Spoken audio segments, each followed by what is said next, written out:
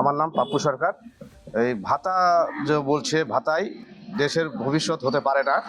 আপনারা বলছেন ভাতা কি দেশের ভবিষ্যৎ, কিন্তু ভাতা দেশের ভবিষ্যৎ হতে পারে না। আমরা আজকে সাধারণ মানুষ, আমি প্রথমত টোটো চালিয়ে সংসার চালাতাম, টোটোতেও কিচ্ছু হচ্ছে না। তারপরে আমি বাড়ি চলে যাই।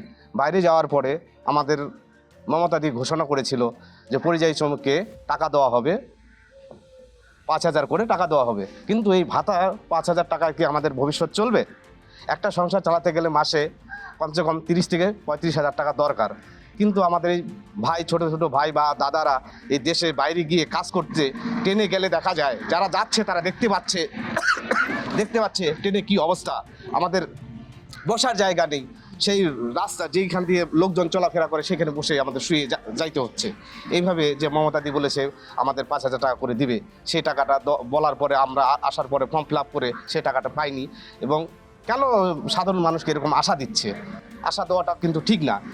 আমরা এইখানে যে টাকাটা উনি দিতে চাইলো, এই টাকা আমাদের সংসার চলবে না।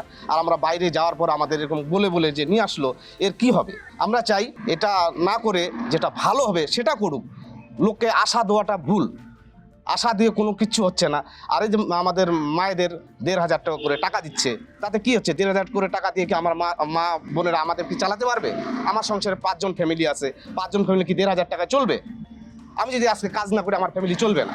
তাই এইসব আশা দিয়ে কি আমাদের ভবিষ্যৎটা চলবে? আর যুব সমাজকে একদম নষ্ট করে দিচ্ছে এইভাবে আশা দিয়ে। আমরা চাই এর পরিবর্তন হোক, এই 26-এ যেন এর পরিবর্তন হয়, আমি এটা সবার কাছে আশা করি।